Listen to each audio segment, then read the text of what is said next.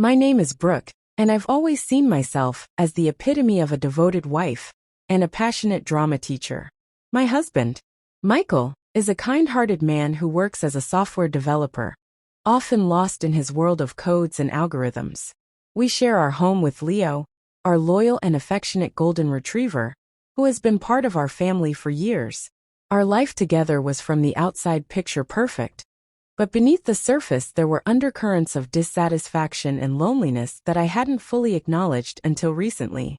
The scent of coffee fills the kitchen as I pour myself a cup, the steam curling up in the early morning light. Michael, already dressed in his usual attire of a button-down shirt and khakis, is absorbed in his laptop, his fingers tapping away at the keys. He's always been like this even before we married, his mind, a labyrinth of logic and numbers. I watch him for a moment, the silence between us filled with the hum of the refrigerator and the distant sound of Leo's tail thumping against the floor. I head to the community center, where I teach drama to kids. The drive is short, but it's a journey from one world to another.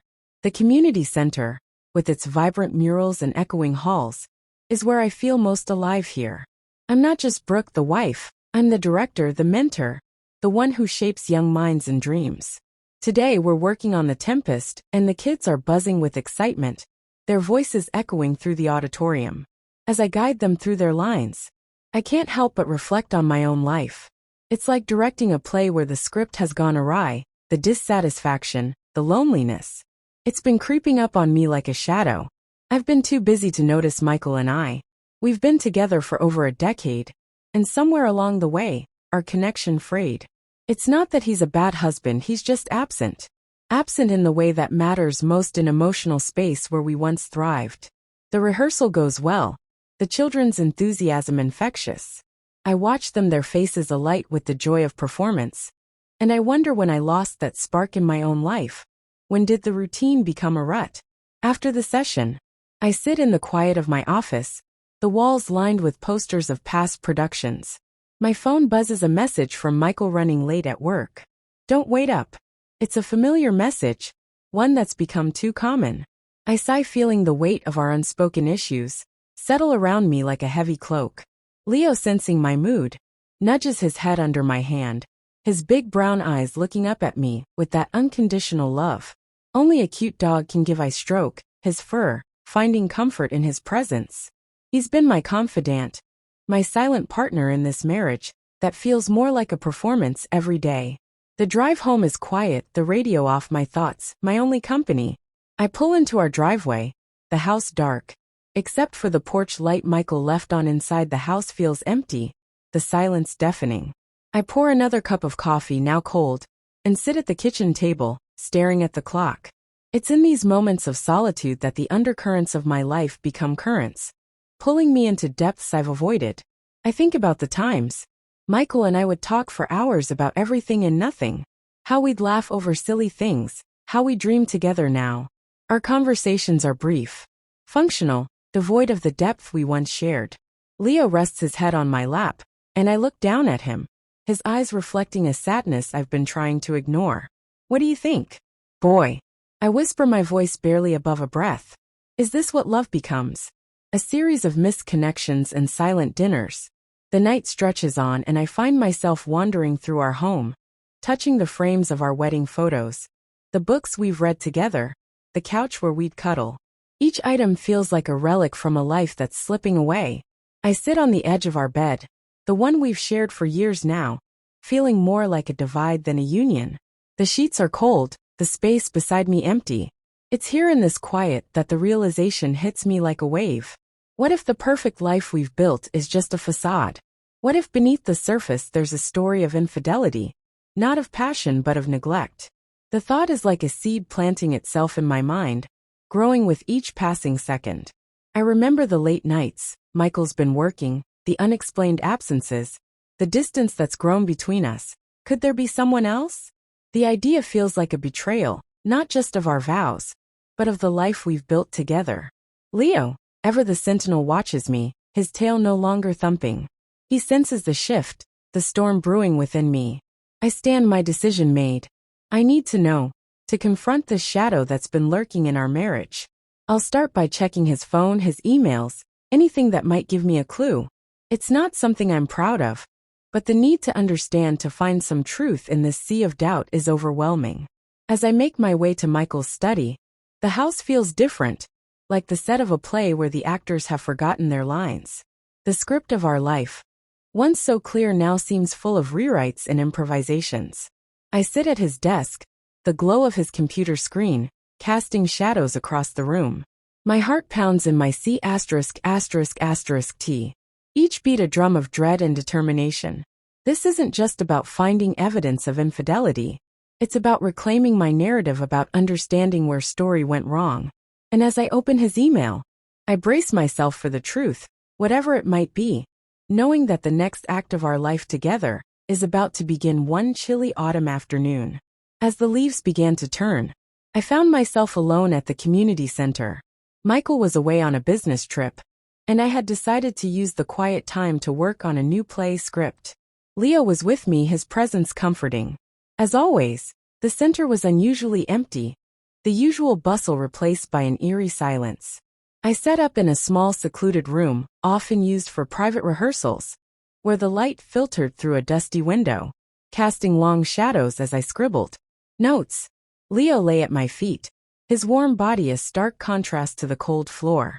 The script was about a woman grappling with her identity, a theme that was beginning to resonate with me more than I cared to admit. The character, much like myself, was navigating through a life where the lines between reality and fiction were blurring, where every choice seemed to echo with deeper implications. I paused, my pen hovering over the paper, as I contemplated the next scene. The woman in my script was discovering secrets, unraveling the threads of her seemingly perfect life. It was a mirror to my own situation, where the facade of marital bliss was starting to crack. The room felt colder, the silence more profound, as if the walls themselves were listening, waiting for me to reveal my own truths. I glanced at Leo, his eyes following my every move, his loyalty unwavering. It was in this quiet, this solitude, that my thoughts turned to Michael. His absence was not just physical, it was emotional, a void that seemed to grow with each passing day. I thought about the nights he'd come home late, the excuses that seemed to rehearsed, the way he'd look at his phone with a guarded expression. Was there someone else? The idea, once unthinkable, now seemed plausible, a narrative twist I hadn't anticipated in our life together. The script in front of me was no longer just about a character's journey. It was becoming a reflection of my own. I wrote about her finding a hidden letter, a clue to her husband's infidelity. My heart raced as I penned the words, each stroke of the pen a step closer to confronting my own fears.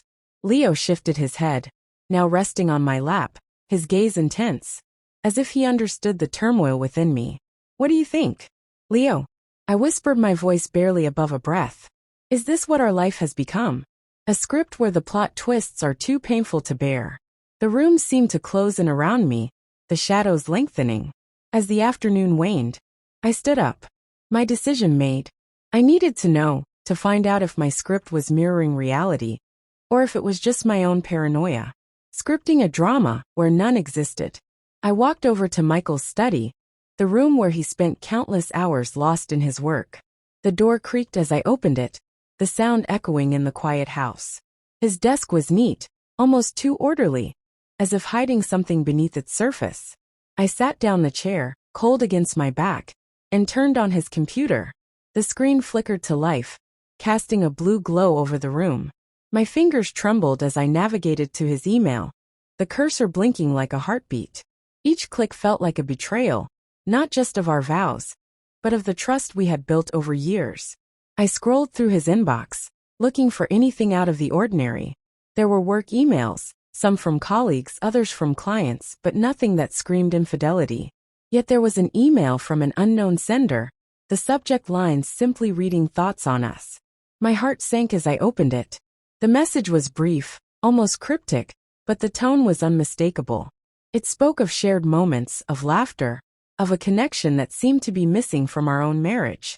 There were no names, no explicit confessions, but the intimacy of the words was clear. I sat back, the chair creaking under my weight, my mind racing. This wasn't just a script anymore. It was our life unfolding in ways I hadn't scripted. The realization was like a cold wave crashing over me, leaving me breathless. Leo, sensing my distress, came closer, his nose nudging my hand. I looked down at him, his eyes full of concern. What do we do now? Boy, I murmured, my voice thick with emotion. Who do we rewrite this scene? The house felt different now, like a stage set for a tragedy. I closed the laptop, the screen going dark, mirroring the darkness that had settled in my heart. I knew I had to confront Michael to demand answers, to find out if this was just a subplot or the main act of our life together. As I left the study, the script on my desk seemed to call out to me, a reminder of the story I was living, not just writing.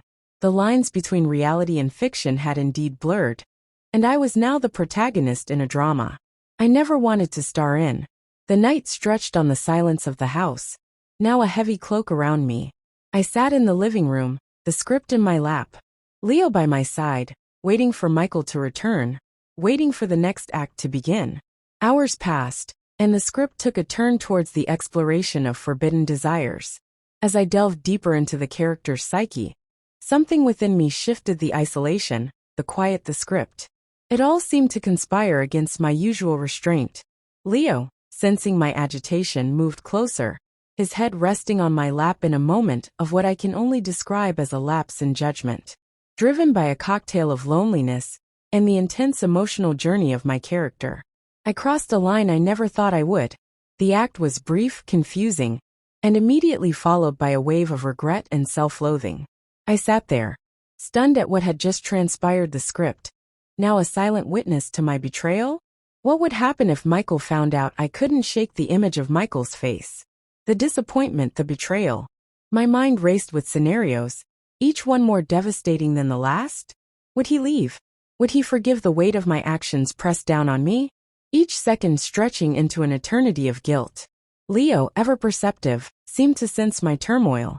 His eyes, usually so full of joy, now mirrored my own confusion and sadness. I stroked his fur, seeking solace in his unconditional love, but even that felt tainted by my actions. The room, once a sanctuary for creativity, now felt like a confessional. I stood up, pacing, the script still open on the table, its pages fluttering in the draft from the window. I needed to think, to process, to find some semblance of clarity. I walked to the window, looking out at the autumn leaves that had begun to fall there, vibrant colors, a stark contrast to the grayness within me. The world outside continued its cycle, oblivious to the storm brewing inside this small room. My phone buzzed, pulling me from my reverie. It was a message from Michael asking if I had eaten dinner. The normalcy of the question felt like a slap, a reminder of the life I was jeopardizing. I typed back a quick response, my fingers trembling. Yes, I had something light. How's your trip? His reply was immediate. Good, wrapping up some things. I'll be home tomorrow. Tomorrow, the word echoed in my mind. Tomorrow, when he would return, and I would have to face what I had done. The thought was suffocating. I needed air, space, time to think. I grabbed my coat, the script and Leo's leash. We needed to get out, to breathe, to escape the confines of these four walls. The cool air hit me as we stepped outside, the chill, a stark reminder of the reality I had to face. We walked the streets quiet. The only sounds are footsteps and Leo's occasional bark at a passing squirrel. My mind was a whirlwind of emotions, guilt, fear, and an underlying current of something else, something I couldn't quite name. Was it relief? The relief of having acted on a suppressed desire, even if it was wrong? The walk did little to clear my mind, but it did bring a semblance of calm. Leo, always in tune with my moods, stayed close, his warmth, a small comfort against the cold. We returned home, the house feeling even more empty than before. Sitting back at the table, I picked up the script again. The character I was writing about, her life was spiraling, her choices leading her down a path of no return. Was this my story? Now, was I scripting my own downfall? I flipped to a new page, my pen hovering over the paper.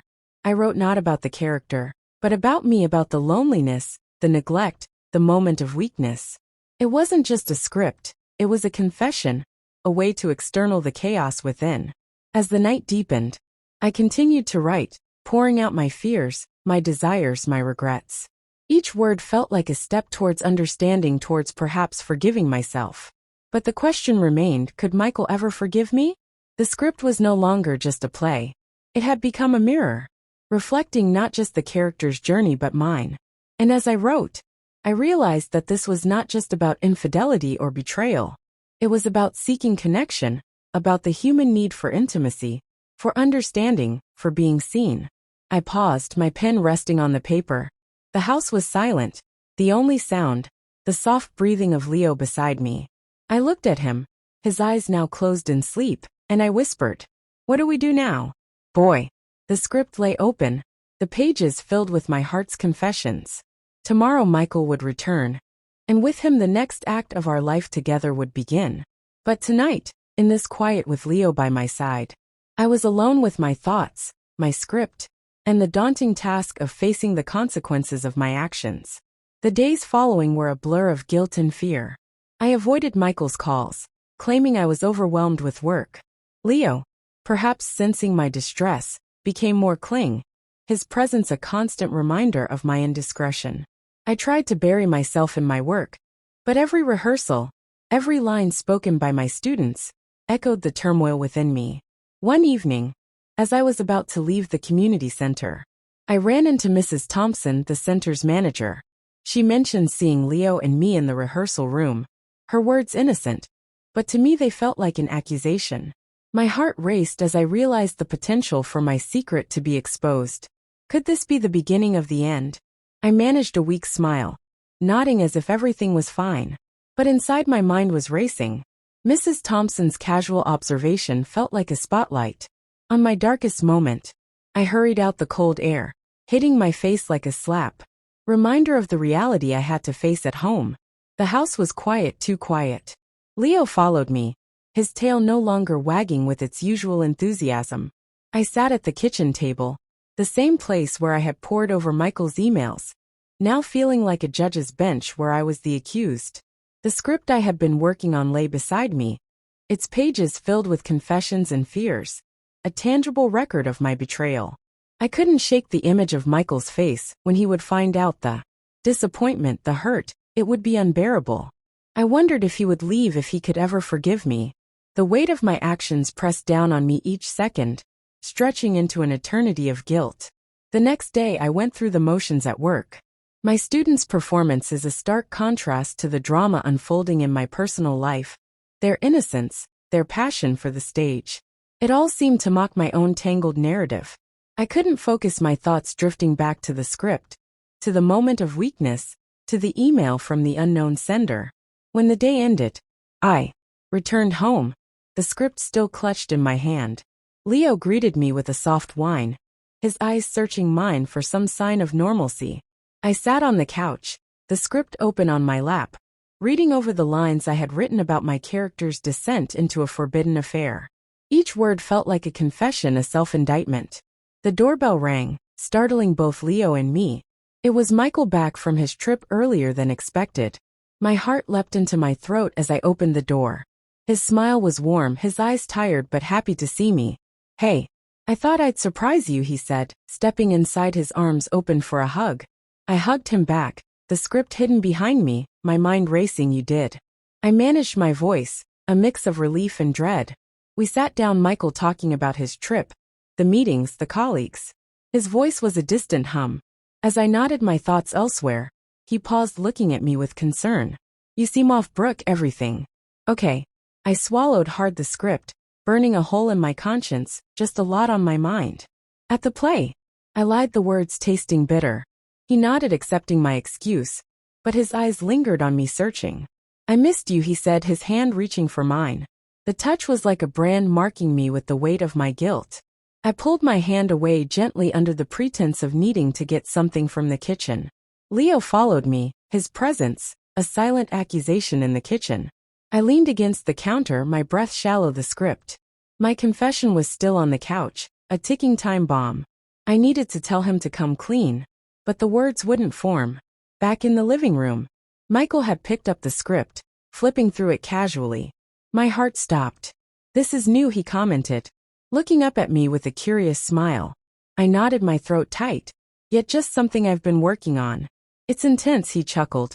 Setting the script down, sounds like you always diving into the deep end. The irony of his words was not lost on me here. I was the creator of this narrative, now trapped within its plot. As the evening wore on, we ate dinner, the conversation light. But every laugh, every shared look felt like a betrayal. Leo lay at my feet, his head on my lap, his eyes reflecting the storm inside me. Later, as we prepared for bed, Michael's phone buzzed. He glanced at it, then at me, his expression unreadable. Just work, he said. But his voice lacked conviction. I watched him, the script, now a silent witness to our crumbling facade. The room felt like a stage, the air thick, with unspoken words.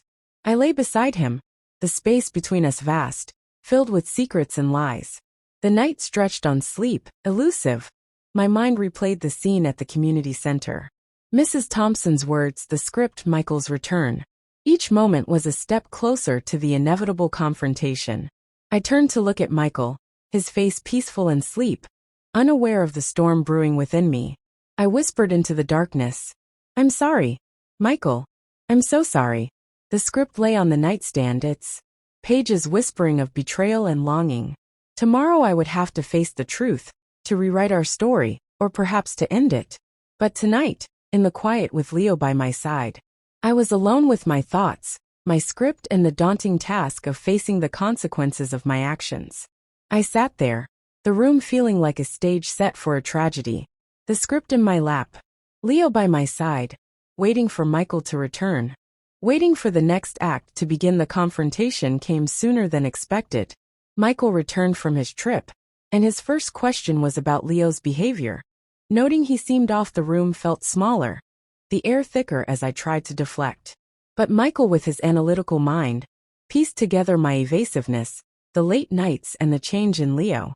In a moment of weakness, I confessed, the words tumbling out in a rush, tears streaming down my face. Michael's face went from confusion to shock, then to a cold, unreadable mask. He left the room without a word, the silence more deafening than any argument could have been. The fallout was immediate. The next morning the house was eerily quiet. Michael was gone, his side of the bed untouched, his clothes missing from the closet. I sat at the kitchen table, the coffee I had made for him growing cold. Leo lay beside me, his head on my lap, his eyes full of sorrow, mirroring my own. I knew I had to face the consequences, but the reality was harsher than any script I could write. The phone rang, breaking the silence. It was Michael. His voice was calm, too calm, which made my heart sink further. I need some time, Brooke, he said, his voice devoid of warmth. I'm staying at a hotel for now. We'll talk when I'm ready. The call ended, and I was left with the dial tone, a symbol of our disconnected lives. I wandered through the house, each room echoing with memories of better times, now tainted by my actions. The script, still on the table, seemed to mock me, its pages filled with my confessions and fears. Days turned into weeks, and Michael's absence became a physical manifestation of the emotional void that had always been there. I tried to keep busy, throwing myself into work, but every rehearsal, every line spoken by my students felt like a performance of my own guilt. One evening, after a particularly draining rehearsal, I returned home to find a letter from Michael on the kitchen counter. My hands shook as I opened it, the paper feeling like a verdict. Brooke, I've been thinking a lot about us, about what you told me. I'm hurt, deeply hurt. But I also realized that our marriage was not what it should have been for a long time. I need space to figure out if there's a way forward for us. Or if this is the end. I'll be in touch. Michael. The letter was a mix of finality and uncertainty, a limbo that was worse than any clear-cut decision. I sat down, the weight of his words pressing down on me. Leo, sensing my distress, nuzzled closer, his warmth a small comfort in the cold reality. The weeks stretched on, each day a battle against the urge to call Michael, to plead for forgiveness, to explain. But I knew he needed this time, and I needed to respect that, even if it felt like a punishment. One chilly evening, as I was about to leave the community center, Mrs. Thompson approached me. Her eyes were kind, but her words felt like a probe into my personal life. Brooke, I've noticed you've been quite distracted lately. Is everything all right at home? I managed a weak smile, the kind that didn't reach my eyes. Just some personal matters, Mrs. Thompson. But thank you for your concern. Her nod was sympathetic, but her gaze lingered, making me feel exposed. I hurried out the cold air, hitting my face like a slap, a reminder of the reality I had to face at home. The silence was oppressive. I poured myself a glass of wine, the script now a silent witness to my solitude. I flipped through its pages, each scene a reflection of my own life, now a drama of loss and longing. I began to write again, not about the character, but about us, about the love we had, the neglect we allowed, the moment of weakness that shattered everything. Writing was my way to process, to perhaps find some semblance of peace in the chaos. The doorbell rang one evening, startling both Leo and me. It was Michael. He stood there looking as if he hadn't slept well in days, his eyes searching mine for something I wasn't sure I could give. "Can we talk?" he asked, his voice tentative. We sat in the living room, the space between us vast, filled with unspoken words. Michael spoke first, his words measured. "I've been thinking about us, about what happened. I'm not ready to forgive Brooke, but I also can't just walk away without trying to understand." His honesty was like a knife, precise and painful. I nodded, tears welling up again. "I know I've hurt you, Michael. I'm so sorry. I was lost and I made a terrible mistake." He looked away, his jaw tight. "I need to know if you still love me, if there's anything left worth fighting for." The question hung in the air, heavy with implication. I reached for his hand, the touch tentative, seeking forgiveness. "I do love you, Michael. I've always loved you. But I've been so alone, and I let that loneliness drive me to a place I never should have gone." He pulled his hand back gently, his eyes meeting mine. "I need time, Brooke, time to see if we can rebuild from this. But I also need you to be honest with me always." The conversation was raw, painful, but necessary. We agreed to counseling to try and salvage what we could from the wreckage of our marriage. The path forward was uncertain, filled with potential pitfalls, but it was a path. We would walk together or not at all. As Michael left, the house felt different, not just empty, but charged with the possibility of redemption or ruin. I sat back down, the script, now a testament to our shared journey, a narrative that was still being written.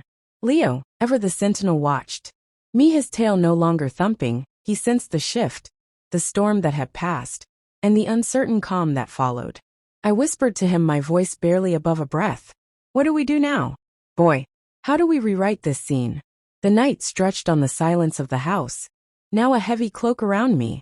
I sat in the living room, the script in my lap, Leo by my side, waiting for the next act to begin. The script was no longer just to play. It had become a mirror, reflecting not just the character's journey but mine. And as I wrote, I realized that this was not just about infidelity or betrayal. It was about seeking connection, about the human need for intimacy, for understanding, for being seen. Tomorrow, Michael would return, and with him the next act of our life together would begin.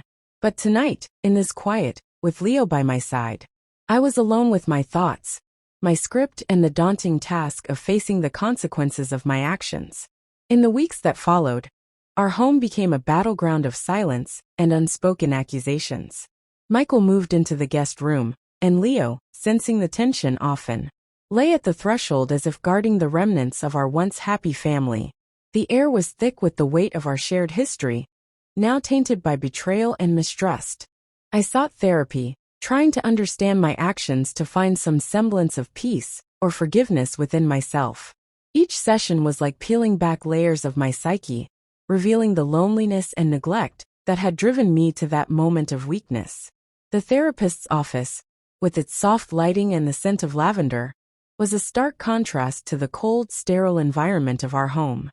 The community center, once my sanctuary, now felt like a stage where I had performed my most tragic role.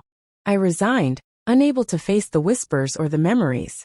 Every corner of the building echoed with the laughter of children, the lines of plays, and the shadow of my own downfall.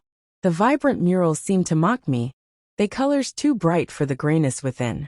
Michael and I began the painful process of separation, discussing divorce with a heaviness that weighed on every word. Our conversations were formal, almost businesslike, as we divided our lives like assets in a ledger. The house, once filled with warmth and laughter, now felt like a mausoleum, each room a tomb for our lost dreams. As for Leo, he remained a silent observer, his loyalty unwavering, perhaps the only constant in a life that had spiraled out of control. His eyes, full of sorrow, seemed to ask questions I couldn't answer. He followed me from room to room, his presence a reminder of the family we once were, and the family we might never be. Again I learned that some mistakes are not just errors, but life-altering events. The path to redemption, if it exists, is long and fraught with pain. I walked this path alone, each step heavy with regret. The script I had been working on, now abandoned, lay on my desk, its pages filled with confessions and fears, a tangible record of my betrayal. The nights were the hardest lying in bed, the space beside me empty. I replayed the moments leading up to my indiscretion, the loneliness, the feeling of being unseen, the script that had become my confessional. I wondered if Michael felt the same, if his late nights at work were his escape from the same emotional void that had consumed me. One evening, as I sat in the living room, the script in my lap, I heard a soft knock at the door. My heart skipped a beat, hoping against hope. It was Michael, but it was Mrs. Thompson, her face etched with concern. "Brooke, I've been worried about you," she said, her voice gentle. "I saw you the other day and you seemed lost." I invited her in, grateful for the company, yet dreading the conversation.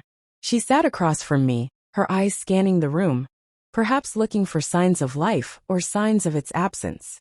"I'm just going through a rough patch," I admitted, my voice barely above a whisper. "Michael and I were separating." Mrs. Thompson's face softened. "I'm so sorry. Brooke, if there's anything I can do." I shook my head, appreciating her kindness, but knowing this was a journey I had to navigate alone. "Thank you, but I need to figure this out myself." After she left, the house felt even more cavernous. I picked up the script, flipping through its pages. The character I had created was grappling with her identity, her choices, her desires. It was a mirror to my own life, where the lines between reality and fiction had blurred beyond recognition. The days stretched into weeks, and with each passing day the reality of our separation settled in. Michael and I met occasionally, our interactions polite but distant. We discussed practicalities, avoiding the emotional wreckage between us. One chilly afternoon I decided to visit the park, where Leo and I used to walk. The autumn leaves crunched underfoot, their colors a stark contrast to my mood.